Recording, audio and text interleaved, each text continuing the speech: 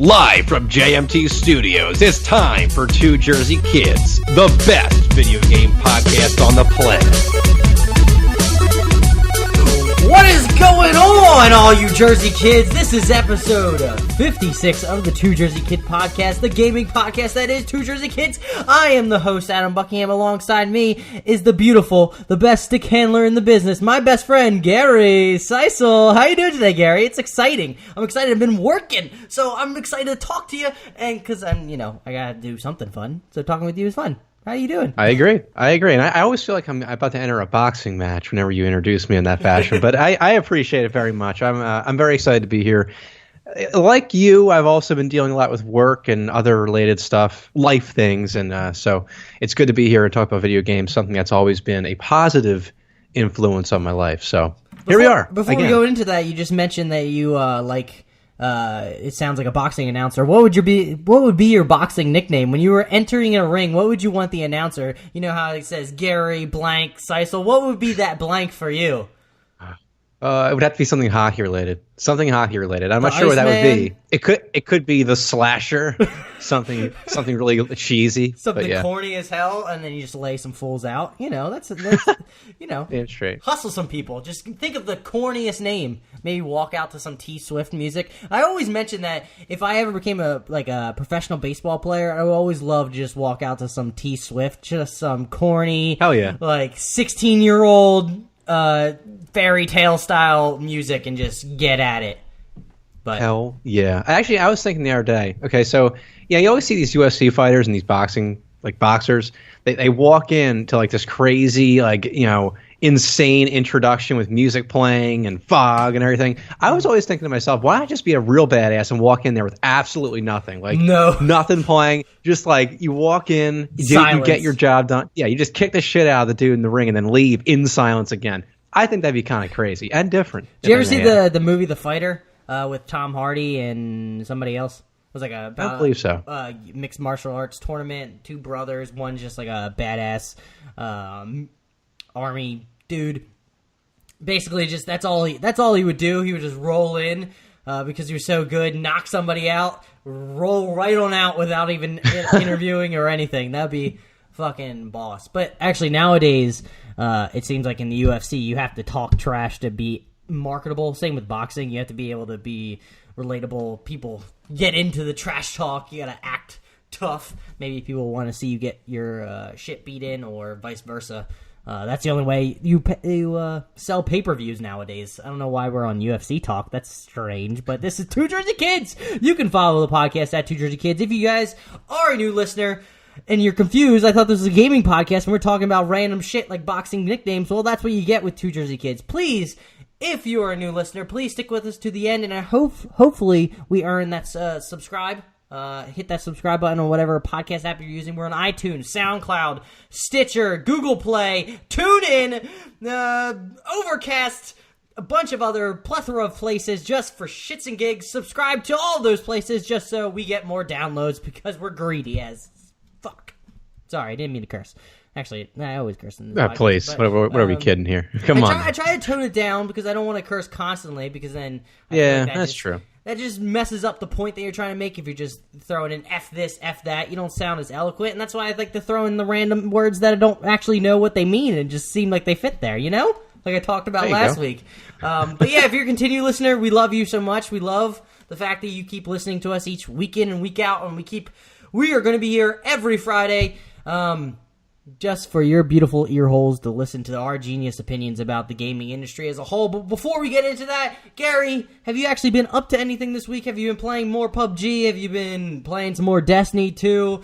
You've been drinking more of that Destiny Kool-Aid, as I like to say? Actually, I really haven't been playing Destiny 2 at all, mostly because of the idea that I don't really have anybody to play with right now on console. So I'm kind of just trying to wait as best I can right now, wait for the PC version to drop so I can finally play with friends and for it to be kind of fresh, I guess, in my mind instead of grinding basically for no reason right now to play with nobody. I don't really see the sense in that. So it's cool that I got the game and got to experience, some of it, right off the bat. But, I'm going to wait until the PC version drops. Does it not entice you enough with the single player options, or you just don't want to do anything single player based, because I know a lot of people. It's not. A lot of people do enjoy playing by themselves instead of playing with just people over online. Well, see, I do enjoy playing by myself, and I will absolutely when, again, the PC version drops. But it's the idea that if I'm going to actually like put time into this game, I want it to actually be for a reason. Like, I'm not going to be playing with anybody. Let's face it, Destiny is very much a multiplayer game, so I'm not going to really be playing with anybody in the console version. So I'm going to wait for the PC version, and then I'll be, I'll do things solo. I'll go through strikes and play by myself or play with friends even. But it's one of those things. I want to actually grind and have it mean something, I guess, if that makes any sense. But other than that, though, other than Destiny 2. Which I guess I really haven't been playing. But other than that, I've been playing more PUBG, which has been very, very rough this past week or so. It's just been terrible. It's like PUBG basically, you either have like a really good night, a really good run, or you just get completely shit on by everything. Like not necessarily good players, but just like bad luck. Like the circle spawns across the other side of the map. You got to run for half the game, then you die.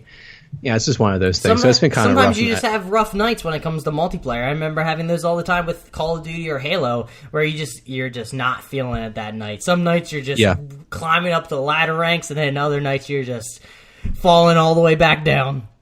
The problem, though, see, I agree entirely. The problem with PUBG, though, is that I feel like with that style of game, any battle royale game, and especially PUBG, because it's such a kind of like methodical type game.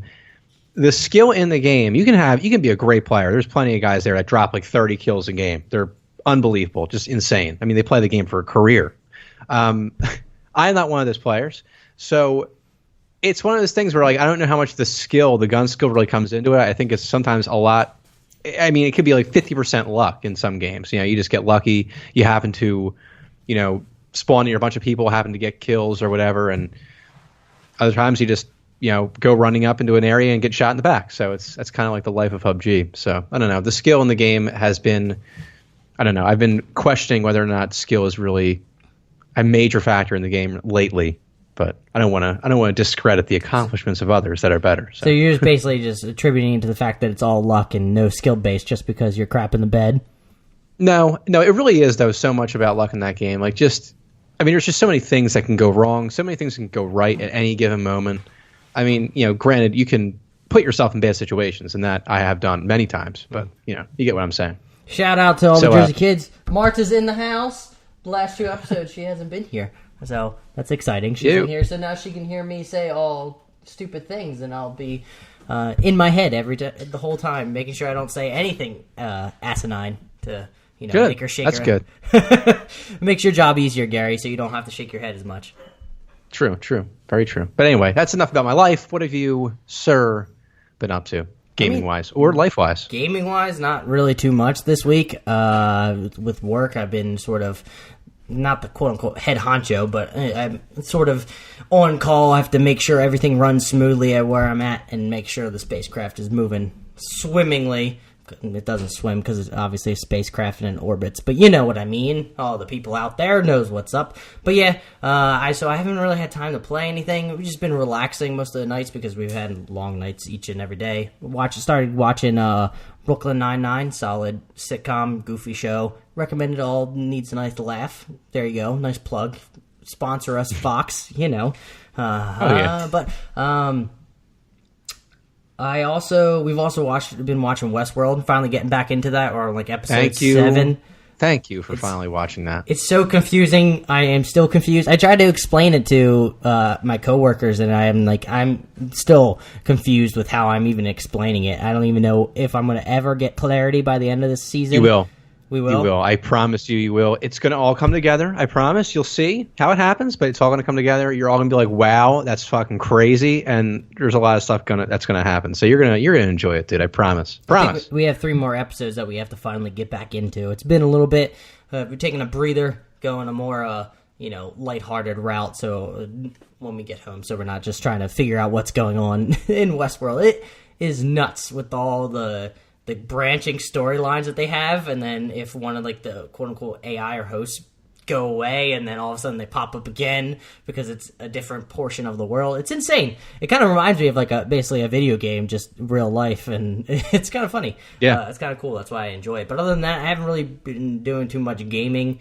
The last game that I played was Fortnite Battle Royale, which we'll talk more about in the news because there's PUBG is getting a little upset with the creators, Epic Games, about creating the Battle Royale, and we'll talk about that in the future. But before we get into that, it's This Week in Gaming. Gary, did you do your job? You did. And This Week in Gaming is brought to you by Gatorade, but not really. I'm trying to keep it short, not trying to be too loud. Want to get this rolling. I keep you on your toes. I can't go long, drawn out ones all the time. Keep you on your toes. That takes a lot of energy exerted there. But yeah, This Week in Gaming, of course, brought to you by Gatorade. I have the first game. I didn't really include much of information on it because I think a lot of people know what it is already. But Gears of War 3, released on the Xbox 360 in 2011.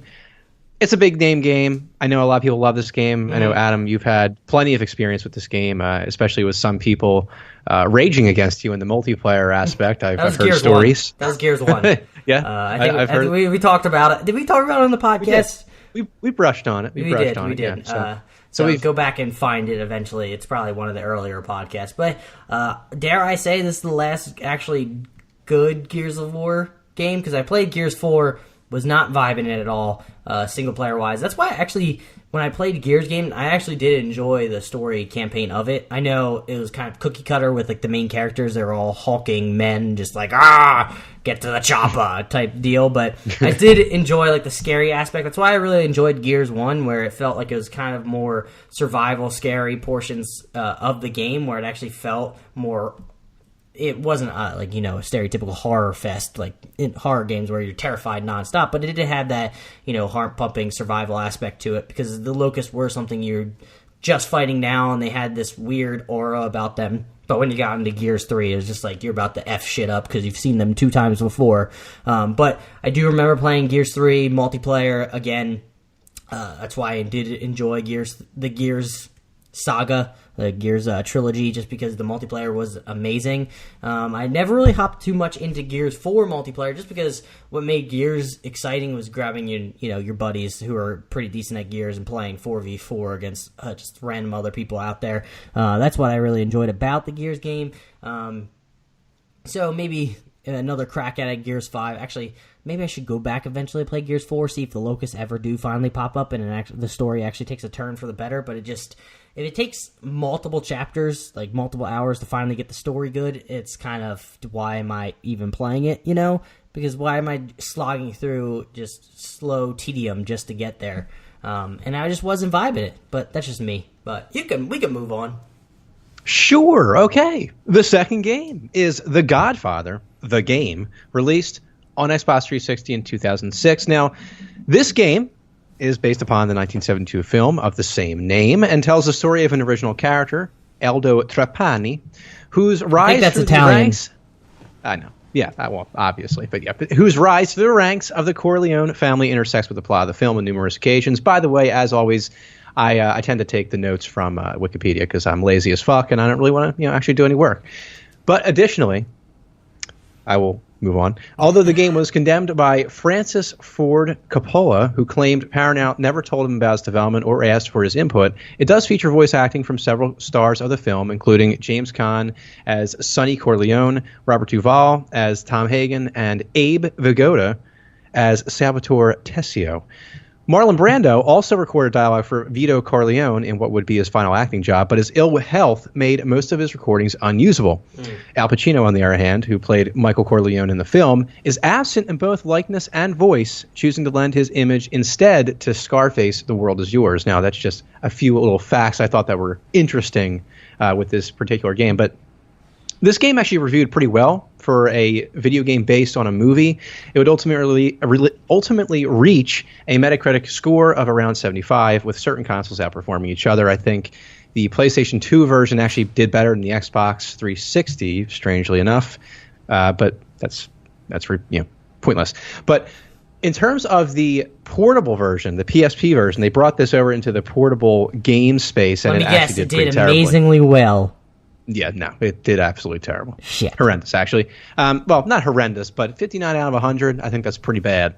I mean, in terms of you have a game that rates nearly 80% on consoles, then what, like 60%?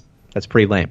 But I never actually had experience with this game, but I thought I'd include it because for me, I don't know, I had a friend back in the day that was really into like the mob scene and the mob movies and all that stuff, and this game kind of was always a game I always watched him play. I never played it personally, but it was one of those games, kind of like GTA, where I knew my parents would never actually buy the game for me, but I always wanted to play it. I was like, oh my God, this game looks so badass. I can run around. I can shoot people. I can go crazy. So, yeah, I included this game for that reason. It just kind of takes me back to a much simpler time, if you will. But the last game I have on the list for This Week in Gaming is actually Gretzky NHL 06. I know you're probably tired by now. I think I've been having hockey games included in the segment now. I think it's like the past 3 weeks we've had hockey games mentioned in the beginning or during the segment. Yeah, so maybe this will be the last week. It is getting towards the end of September. That's like when all you're the a hockey games fan are or usually something. out. Yeah, imagine that, right? But yeah, this game, again, I don't really have anything crazy in terms of like trivia or anything when it comes to this game. But the one thing that always stuck out to me with this NHL game is that back in the day, I always remember I was a big fan of the Flyers, obviously. I still am. But I also used to watch the Philadelphia Phantoms, who were the Flyers farm team at the time. I used to watch them quite often, and I always wanted to play as them in a video game setting. But it seemed like no games would ever be able to put the AHL teams in the game. So Gretzky NHL 06 actually introduced all the AHL teams, and I got to play as them on, I think it was my PSP. I don't think I had it for PlayStation 2. I may have, but I may have sold it, so I'm not really sure if I did. But I got to play as my favorite AHL team, the Phantoms, and it was just a lot of fun. So I always thought that even though the game was pretty average in terms of like gameplay and everything else, I thought that was a really cool feature that they were, I guess, kind of the first gaming studio to do in terms of a hockey game. Mm-hmm. So that has been it for This Week in Gaming. Good job, Gary. I'm so proud of you. Yeah. You did a great job. Through it. You did great work. I didn't stumble too much. No, you didn't. Not at all. It's time for the news, though, and I think we'll just roll on into it. We're going to start off with apparently PlayerUnknown's Battleground creator, PlayerUnknown, wants to add a single-player campaign with more destruction. During a recent Reddit AMA, Brendan Green, the creator of PUBG, said that he would love to have a single-player campaign in Battleground. According to him, the island would make a great location for an interesting story. I do somewhat agree. Additionally, he has ideas for destructible environments. Quote, I would like to add more destruction, but it is very expensive on server performance, so we have to be careful how much we add, end quote. To note, Green made sure to mention that destructible environments are not in the immediate future. Green had a promising response when asked about also a nighttime mode that would be included in PUBG maybe in the future. Quote, I have seen a prototype of the nighttime setting internally, and I think you'll all be surprised at how good it looks. No ETA on when this may get added to the game yet, though, as it will take a lot of work to finish, end quote.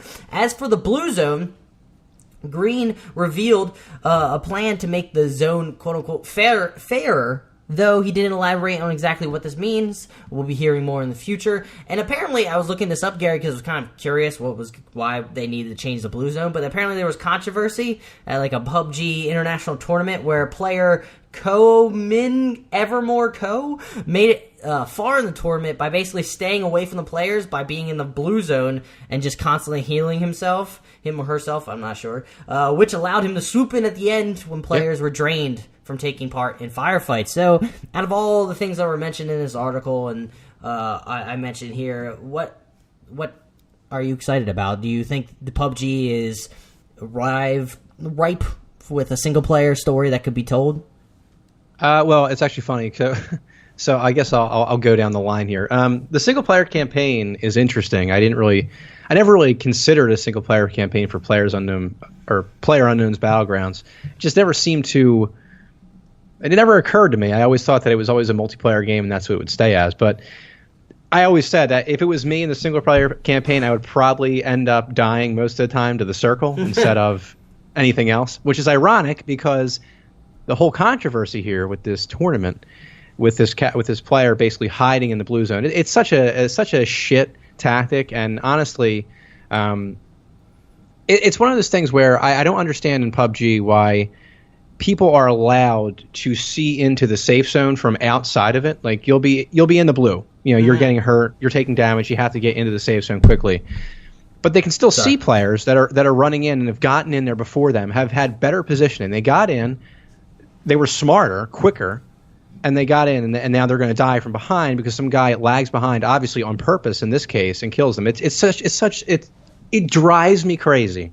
That's one thing about that game that really pisses me off is even in H1, for how completely messed up that game is, you know, it's gas in H1, so it's a green gas that you can't see through. So it completely eliminates that problem. Whereas in PUBG, it's just a clear, slightly bluish radiation field that you can see directly through. So I don't know. That's one thing that's always pissed me off. And you know, in reality, it's not this guy's fault necessarily for playing this way. It's the fact that they designed the game that allows this kind of stuff to happen. I mean, that does make sense. What you're saying is having it where they can't actually see into the safe zone if they're in the blue area. Another, I think, addition would be making so that if they're in the blue zone for any, even like, so say if they last maybe, I don't know, 15 seconds, they're automatically dead. Like, it's not the slow, gradual thing. Like, they have to be there. They have to get through. Maybe that won't be unfair to people that spawn away from the zone. I don't know. But I also think that maybe blocking off the blue zone so you can't hop back into it. I don't know. Do they actually have it where you can't go back into it? Or are you allowed to just creep back in? So I feel like blocking that off is probably the best. As soon as you go into the white area, you should be able to not go back into the blue zone. Yeah. I feel like that's a maybe a Band-Aid to fix these issues. But I feel like that just seems... honestly, to me, if you're trying to cordon off that area or trying to make it enclosed more, why allow people to go into that area? Why not just, block it off, basically, where you just can't go in anymore? I mean, that's the thing. It's like, I've had so many times in this game now where I'll be running up on the safe zone, I'll be in there, and I'm looking all over the place, constantly checking, like, behind me, in front of me, left, right, because you have to be paranoid in that game, otherwise you're going to die. And sure enough, like I'll be walking to the right after I looked left, and all of a sudden I get shot from some guy, and I'm like, well, I don't know, my back's right up against this blue zone right now. Where the hell could that guy possibly come from? It's like these people come out of thin air to kill me. So, I do think single player it's with the island size and everything, it kind of would remind me of Just Cause if they did something along those lines, or just kind of like a Far Cry style open world setting. In the PUBG universe, and then destructible environments. I know it probably would be a huge server task to have that, but it would be amazing if they had destructible environments like back in the day, like Battlefield Bad Company, where everything was destructible. That would be sick. I'm not sure exactly what. Do they have anything like large that would be able to destroy things? I guess the red zones that drop bombs that can destroy things. That's about it. But not really like Battlefield style where you have tanks that can just blow away houses in the map. That would be such an amazing thing if they allowed houses to kind of be not necessarily completely destroyed. Like, we don't need tanks or anything, but give me a grenade launcher so I can put a hole in a wall if somebody's hiding behind it. Because that's what happens all the time. You're never really fighting anybody in the open that much. You're always fighting behind cover, or someone's in a house somewhere shooting out a window. So it's it's one of those things. It would be cool to see more destructible environments. That's what I do like about Fortnite is that you can actually go into a house in different ways. You can take out your pickaxe and knock down the wall. I think you can also destroy walls by shooting it. That's one additional thing. It's not nearly as fancy or beautiful as you would see in like a Battlefield game where the wall is blown out like the way you would look. It's more like a square block or basically a square wall you take out. But it adds for a different scenario where you can go different routes into houses and not just go straight through a door. Yeah, I watched a little bit of Fortnite the other day. I was watching some streamers play it, and I thought that was a really cool element of that game, is that there were guys, like, they would see a guy off in the distance, and in order to get a better angle on them, they would just build platforms out of thin air and like run up them and shoot down these guys. Like, it was such a cool thing. That's something I really didn't think about before as for something to be in a battle royale type game, is that type of mechanic. And I thought it was a really clever way of kind of making it so no battle is really just like as it seems. Like, yeah, exactly. It's never the same type of battle. Exactly, and that's what I mentioned last week when I actually got into the Battle Royale mode and was playing it. It was kind of cool when I was getting sniped from afar. I could just run backwards and throw up walls in front of me so no one could hit me while I'm running away. It was the same thing when the blue circle was enclosing in. It was getting tinier and tinier, and I was trying to run, and there was people in front of me and to the left. I was able to build like a U-shaped wall because I had enough resources, so I was able to hide in there and actually band-aid myself up and get a few pop shots off on the other team before I did inevitably get destroyed because I was in the middle. I was kind of in the open. It was kind of a poor placement on my part. But, I mean, I'm not a Battle Royale pro like you, Gary. Oh yeah, for sure. Should we move on since we're talking about Fortnite, or do you have any more comments about this? Yeah, sure. Yeah, let's keep moving on. We'll blend it together here. It sort of coincides, but apparently PUBG creators are unhappy with Fortnite Battle Royale, and they're considering quote-unquote further action. The development of Fortnite Battle Royale is sitting well with the team at Bluehole, the developers of PlayerUnknown's Battlegrounds, who uses Epic's Unreal Engine to power the early access mega hit. A press release issued by Bluehole this morning suggests the team is contemplating quote-unquote further action. Bluehole's Chang Han Kim said in a press release, quote, "We've had an ongoing relationship with Epic Games throughout PUBG's development, as they are the creators of Unreal Engine, the Unreal Engine 4, the engine we licensed for the game. After listening to the growing feedback from our community and reviewing the gameplay for ourselves, we are concerned that Fortnite may be replicating the experience for which PUBG is known, ellipsis.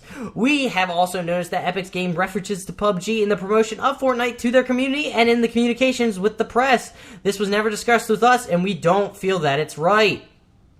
End quote. The press release also cites a Reddit AMA with Brendan Green, in which he said in response to a question about other publishers entering the space, quote, "Other companies will of course enter the market space, but I would just hope they put their own spin on the game mode and not just make a carbon copy," end quote. Chang hits at what Bluehole is looking at going forward. Quote, "The PUBG community has and continues to provide evidence of the many similarities as we contemplate further action," end quote. I have some strong feelings about this, Gary, but I just want to get you off the top of your head. How are you feeling?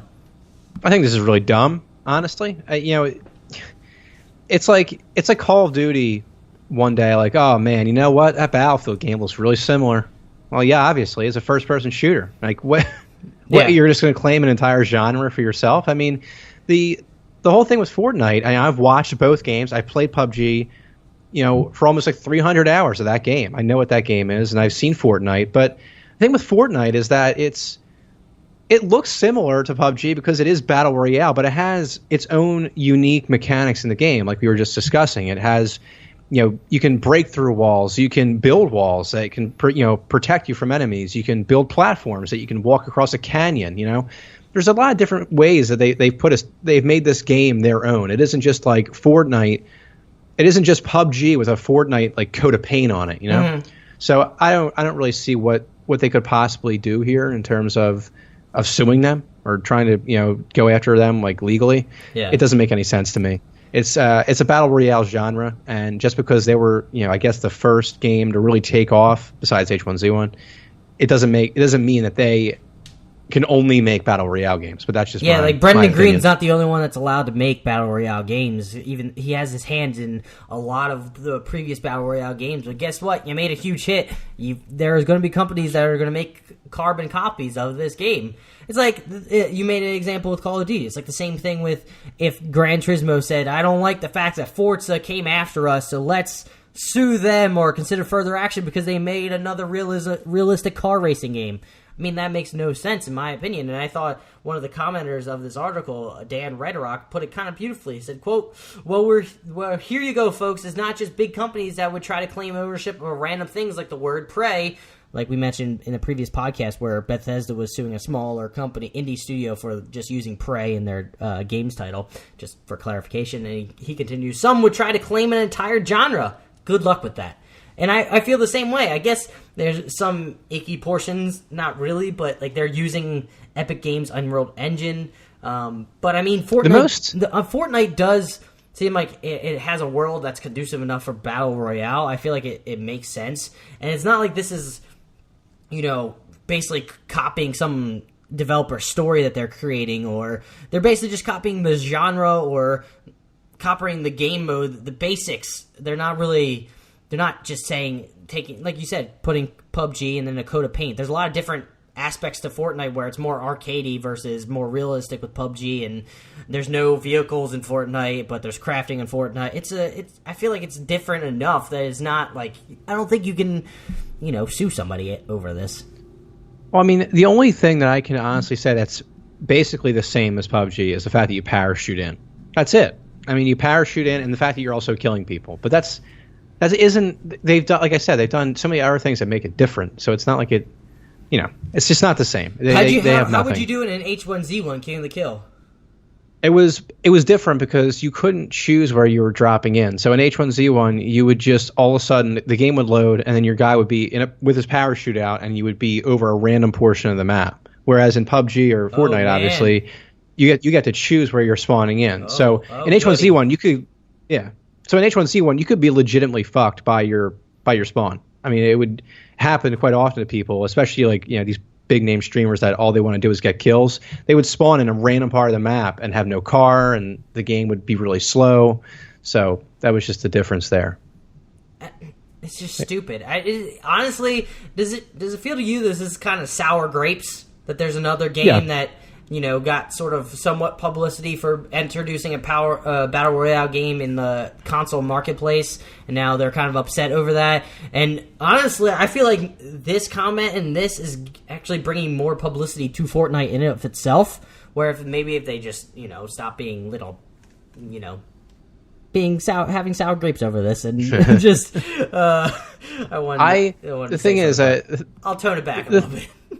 The thing about PUBG is that, from all the time I've had playing the game, you can tell it's an early access game. It doesn't really have the polish of a finished title, and there's just a lot of things that are either missing or a lot of things that are wrong with the game. That's just me personally, but I feel like a lot of people also agree. The thing with Fortnite is that it's obviously, I guess, a more professional studio. I mean, they probably have more money. Well, they may have more money. Who knows? But it's just. I think PUBG now is afraid, like, oh god, now we have a real competitor. Because before, I mean, they had H1Z1 to compete with. H1Z1 is a complete train wreck right now, so it isn't really a competitor. Fortnite actually might have something here. They might actually do something better than PUBG, and I think they're afraid of that. And I want to put in that Fortnite was an original game of itself. Like, it came out and has a game mode, PvE, tower defense style game that people can play. And grind towards and build up a base. And there's a different aspect to the game, and it's not just Battle Royale. I mean, it just seems like, I don't know. I feel like they would have more of an argument if it was like called, I don't know, Player Number 2, somewhat known, Battlegrounds. Here you go! And it's the exact same thing, just different color scheme. I don't know. It just seems like this kind of sour grapes and stop being little batches. Moving on. Agreed, sir. Moving on. Apparently, Valve has introduced histograms to Steam reviews to combat review bombing. So over time, players discovered that they could post low review scores en masse whenever they didn't like something a developer said or did. Valve realized that factors outside the game have begun affecting scores for Steam reviews. While Valve agrees that their opinions are valid, the company feels that posting negative reviews for reasons outside the games themselves doesn't help other customers. To combat this, Valve has introduced a new feature called histograms. This is now available on all game pages, and it shows a histogram of the positive to negative ratio of reviews over the game's entire lifetime. Through it, you'll be able to clearly see when a spike in negative or positive reviews happen by clicking on any part of the histogram. You'll also be able to read samples of reviews around the time frame of your choice. In the end, Valve believes that, quote, this approach has the advantage of never preventing anyone from submitting a review, but does require slightly more effort on the part of potential purchasers, end quote. And I feel like this is a good idea because this does happen a lot where, consumers of the video game industry can be very angry unnecessarily just because they're upset about something. They're being whiny little babies over what a company does on the outside or what happens, and they just want to submit negative reviews where actually reviews should be based specifically on the game in of itself. That's the whole purpose of it. And it's not you're not supposed to take in outside opinions but I mean, of course, we're all human, so people are going to do that. But I think this is a good sort of trying to mediate it. If somebody's actually really interested in learning more of what they should purchase, they can actually go back and look at old reviews and see when it spiked in positively or negatively, and for what reason, basically. Yeah, the thing is, when I first saw this article, I thought it was an interesting idea, but I actually went on Steam last night to look up No Man's Sky, because we all know that's like the poster child now for terrible Steam reviews. I actually looked it up, and you did research. Can you believe it? I actually did something, guys. But what's interesting is that if you look at, it'll say like the most recent reviews, and then I guess I can't remember if it's like overall reviews or not, but you'll see mostly positive for most recent reviews, and then like mostly negative for like past reviews. And then if you look at the histogram, it shows, it has like basically the chart, and you have like dates and everything. And obviously when the game first came out, you have like this crazy mostly positive, and then like a ton of mostly negative, or a ton of negative reviews. And then as you get closer to today, current day, it shows basically like a bigger bar for mostly positive reviews, Really? and then you have like a little bar for negative. So the game has obviously made progress, and I think the histograms and everything kind of show that a little bit better maybe than just like a text or something like that. So I think it's a good idea. It should help a lot of games, not just No Man's Sky. Good job doing research. Maybe if No Man's Sky's developers actually interacted more online and said what they're planning on doing next, maybe people will be even more positive, where they could see where the game is going. Because I feel like they're going to all of a sudden drop another update to make the game even more what they promised. But moving on. Apparently, Overwatch Competitive Play permanent. I can't speak. Overwatch Competitive Play permanent bans will apparently start next week. The new Overwatch permanent bans will go into effect starting Wednesday, September 27th. To earn a permanent ban, a player will have to have 3 or more seasonal bans on their account. These seasonal bans do not need to be consecutive, and they do not reset. In other words, if a player gets banned in seasons 4 and 6, their next ban will set them up for a permanent ban from ever playing competitive on the same account. An account that gets a permanent ban will never return to a good standing either. So what exactly could cause you from being banned? Well, leaving early or being kicked for inactivity and not reconnecting is one reason that, when repeated, will eventually result in a seasonal ban, which could eventually lead to a permanent ban. And I'm sure you have thoughts about this, Gary. Yeah, I mean, it's a good idea. It's just I don't know. I mean, I'm speaking from a position of ignorance, so to speak. But how hard is it, I guess, in Overwatch to create multiple accounts to play on? I mean, is it really that difficult? I think it's just creating a new BattleNet or a Blizzard account, whatever they're calling it nowadays. Yeah. So I guess if it's one of those things, if someone's really toxic and gets banned and then comes back and creates another account and then is toxic again, they're going to get banned again. So I guess that's a good thing. I guess it will maybe cut down on a lot of the douchebaggery exhibited in Overwatch and also other games. Hopefully other games will adopt a similar policy. But yeah, it's good. It's good for the community. It gets rid of a lot of the people that make the game miserable for a lot of people. But does it actually get rid of them for a long period of time? If people want to play the game and want to be douchebags, they'll just make a whole separate account just because it's not even that difficult, I don't think. They can hop back on and be douchebags, get kicked off, hop back on, be douchebags, get kicked off. I mean, I don't know, this may be a little patch to douchebaggery, but I'm sure people will come back and be just as equally annoying. It's just, I don't know. If people actually want to be trolls, they'll put in the effort and time to then re-up an account or create a new account. That's just my opinion. I'm not sure if this really helps mitigating the problem too much.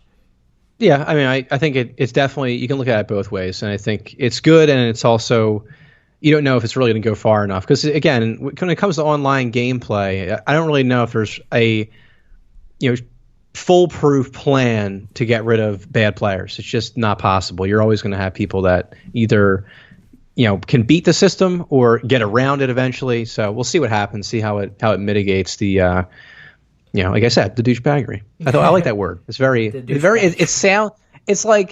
it's not really too vulgar, and it's funny, but it's also kind of like, Lord, I don't know, it's fancy. Douchebag. Douchebaggery. But moving on, it's not really an article, so to speak. I just saw a video of actually Doom running on the Switch, and I kind of want to comment about it real quick. Did you see the video, Gary? Yeah, I was watching a little bit of it. What are your thoughts? Thoughts on it? I mean, I was also reading I mostly read the article, but basically they're saying that they were surprised at how well Doom could run on the Nintendo Switch, and obviously the Nintendo Switch has its own hardware limitations, but given that they were able to get Doom to run pretty well, apparently from what I'm hearing on the Switch. And I had to say, I thought it was funny though, reading these reviewers, reading these articles, and they're like, man, I kind of can't believe it. It's like everyone's so optimistic about the Switch, but then at the same time, it's like I feel like a lot of writers and a lot of game journalists are still kind of remembering the past mistakes. For sure. And it kind of it just lingers. It just they never really forget it. And I mean, it's good to see that Doom though is kind of putting those past mistakes, I guess, to rest in a way. But what were you going to say? I honestly thought for it being handheld portion where it was just on the kickstand, not attached to the dock, which I did see if it's attached to the dock, it may actually add more stability with the frame rate and actually be better resolution, which makes sense. But it looked actually really good for being on the go hybrid portion where you're basically the handheld portion of the console. Looks fantastic if you're taking it on the go. I feel that's just my opinion. I think it's kind of cool. Kind of what I wanted from the Vita. Shout out to the Vita. I always love you, Vita. But this is actually what made me excited about the Switch. This is what made me think about the possibilities of what actually could this become if it had this gen games on it from third parties and they actually ran somewhat smoothly. And now you see Bethesda are trying to bring games to this console, and we'll continue when we talk about it later on. But other developers are thinking about bringing the Switch bringing their games to the Switch because they're seeing actually there's a marketplace for them and people want to go out and purchase it or purchase games for the Switch. And I just think it's kind of exciting, and it kind of maybe I should if I do get a Switch, I should find a job where I can commute hands free so I can actually play the Switch instead of driving, because you can't play the Switch and drive until auto driving cars come out. Shout out to Google, finally get here. You just need a limousine, dude. Just drive to work in a limousine. Yeah. Be that one dick that just shows up in a limo every day to work. That would be expensive. I don't even know how much that would cost to have a limo driver each and every day. That would be insane. But continue with the Switch theme, which you have going for the next 2 more articles. Apparently, Nintendo, quote, dramatically over-delivered on Switch supply. That's interesting, Gary. Despite widespread Switch shortages, Nintendo of America President Reggie Fils-Aimé has said the company, quote, dramatically over-delivered, end quote, on the console's supply at launch. Speaking to Mashable, Reggie said that despite analyst predictions that the Switch would sell far less, Nintendo provided 2 million units at launch. Quote, we actually sold through almost 2.8 million units, so we dramatically over-delivered, and yet demand outpaced supply.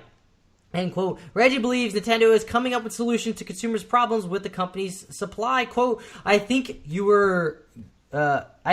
you were to go back and look at some of the comments about the supply on Nintendo products, you would actually see that the issues have been resolved, but it's happening at a pace that is later than maybe where the commenters would like the resolution to be. But it happens, and the solution is there. Is it there, though? That's my question. Gary, thoughts? Well, I mean, honestly, I more or less want to ask you what you think about this, because for someone that obviously was interested in the Switch, I personally wasn't.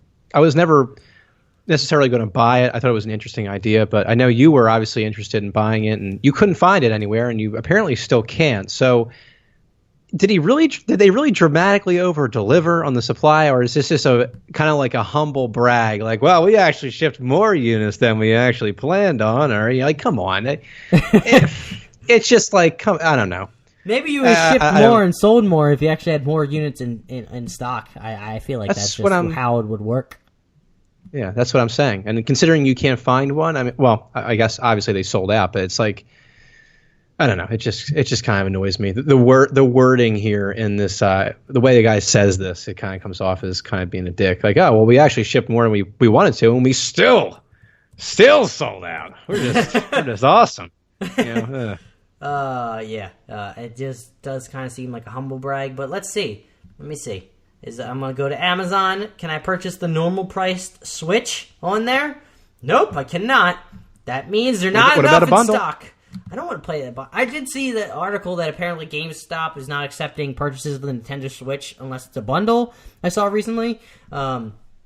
I didn't know if I actually wanted to put it in here because I was sort of doing things at work, and then I kind of forgot. So apologize. We touched on it a tiny bit, but moving on with the final Nintendo Switch theme. And Allison, you may get excited. This may bring you to buying a Nintendo Switch. Apparently, Square Enix is trying to get a full fat Final Fantasy 15 on the Nintendo Switch. Final Fantasy director Hajime Tabata talked.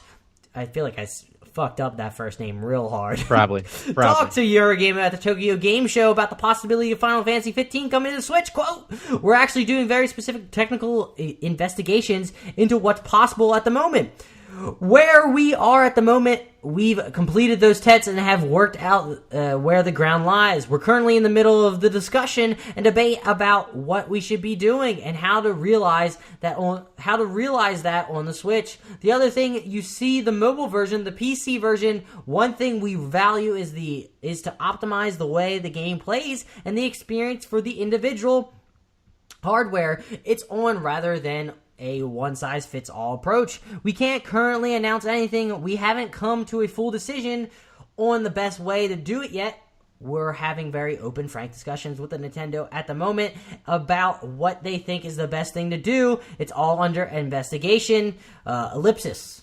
Honestly, when we did the technical test to see if we could use the same native engine we use on other consoles versions on the Switch, we tried to run it there. The results weren't satisfactory. It wasn't what you'd want from a final game. It doesn't mean that's the end of that. We're looking at other options like the customization of the engine. To give you an example how open those discussions are, we're talking to Epic at the moment about maybe what we could possibly do there. And if we did a Switch version, maybe we'd be able to partner and do something there.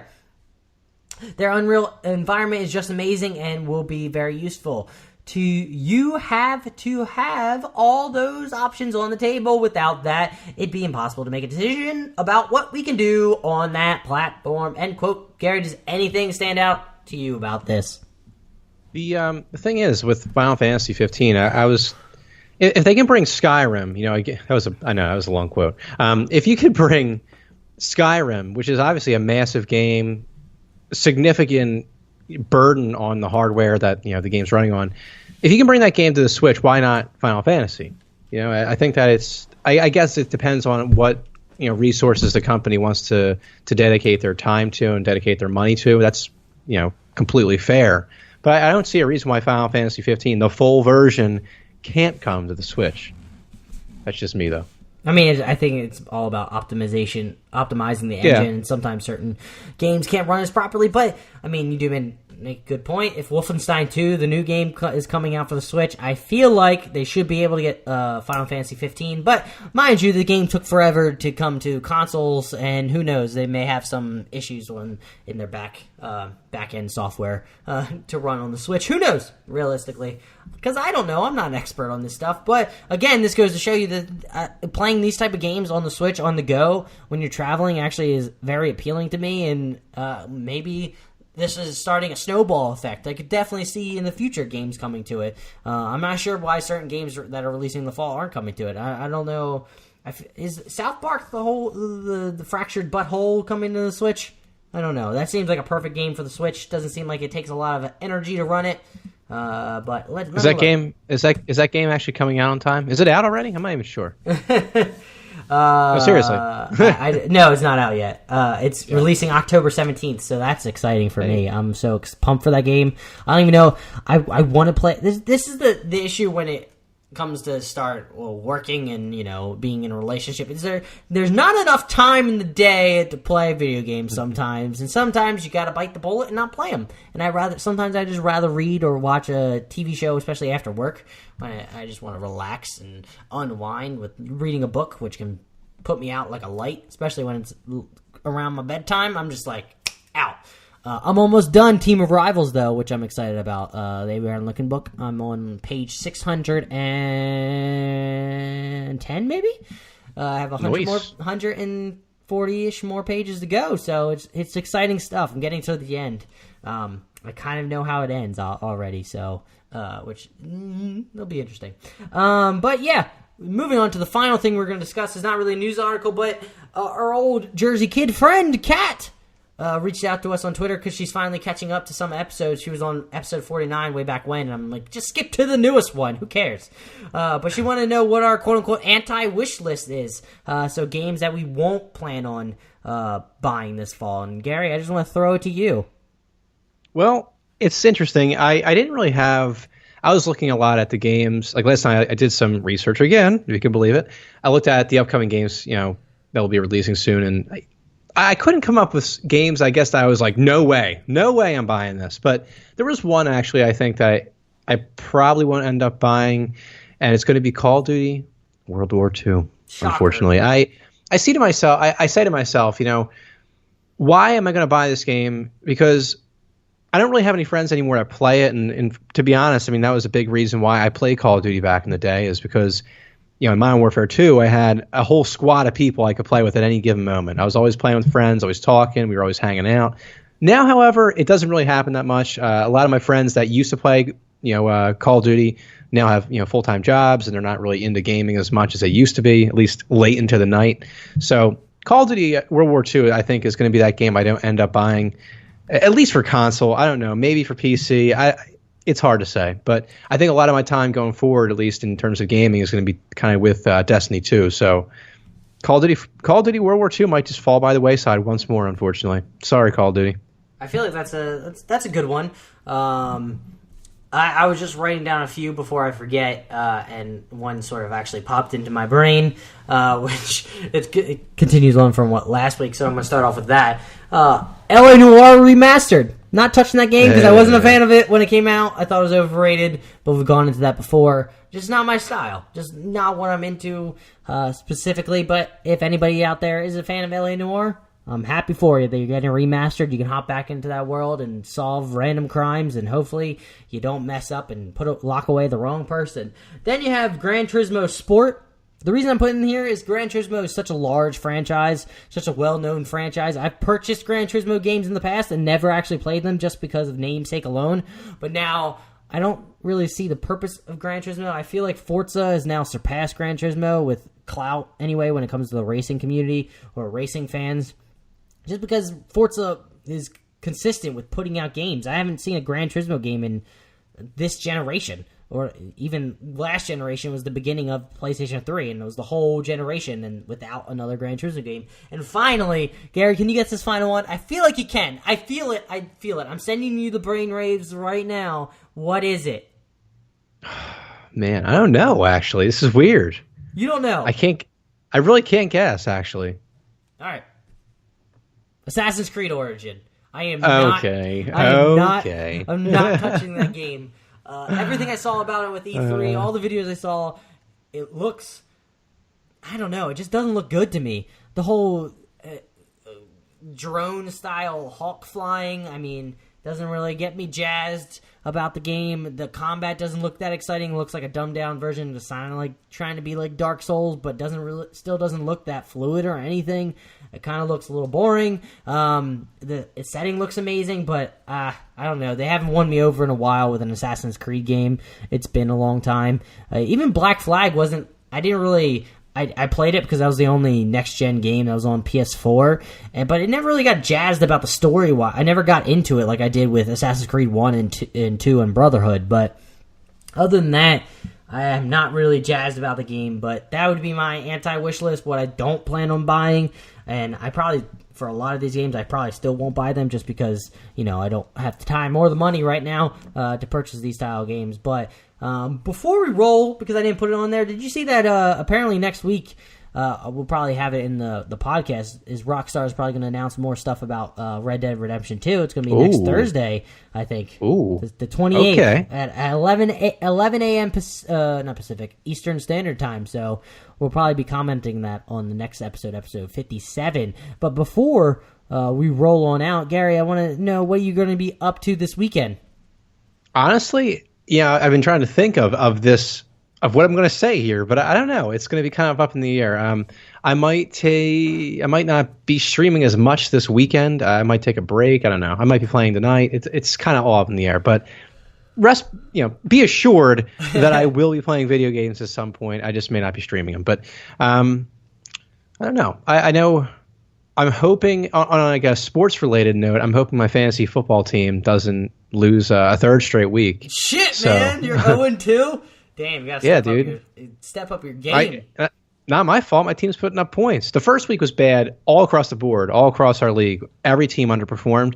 The second week, though, I put up 98 points. It just so happens that, it's not amazing, but that's not a bad total. Of course, it just turns out I face a guy that gets 50 points from his kicker and his wide receiver in the last game. So, LOL. Is it me, or it just seems like fantasy scores-wise this year has just been down just because the play has just been crap? Yeah, I get that vibe too, man. First of all, I have Andy Dalton. Well, okay, so it's a two-quarterback league. It's a two-quarterback league, so the only reason I have Andy Dalton is because I have A.J. Green. I have Antonio Brown and A.J. Green. I got Ben Roethlisberger connection. Then I got A.J. Green, Andy Dalton to connect with A.J. Green. I thought that maybe it would be a good decision. Turns out right now it isn't. But I have Jared Goff on my bench, who did really well last night, who I didn't have in my lineup. I'm starting to lose my mind right now. Do I put him in next week? I don't know. It's kind of hard, but we'll see what happens. I don't know. That's my weekend. Fantasy football, possibly streaming, possibly video games. I'll let you all know on Twitter because, after all, I am a huge Twitter presence. Yeah, both of us are lately. It seems like we've been down on the Twitter interaction, which we apologize for. We love to interact with you guys, but sometimes life gets in the way and can kind of drain you, and you don't really want to be on social media to just tweeting about random things. But we'll probably get back up to speed eventually. It ebbs and flows, like I mentioned way back when. I'm more excited now talking about video games than I was a few weeks back. It's just the way life is. It just happens. But side note, I did have Todd Gurley last night, so I was kind of excited. I'm so pissed though. I was so pissed. He could have had 2 more touchdowns when he ran at the 1 yard line. You're fucking serious? Are you actually going to say this to me right now? He could have had 8 more touchdowns. I'm a greedy asshole. He only gave me 6. Sports. It's a fantasy football. I wonder if there's ever going to be a fantasy for esports. If that's going to be a thing, or if that is a thing right now. But I don't know if that would catch on as much as you have fantasy football, because the actual athletes going out and performing, where it's now you're rooting for the player to then control their character to do well. I don't know how that would work.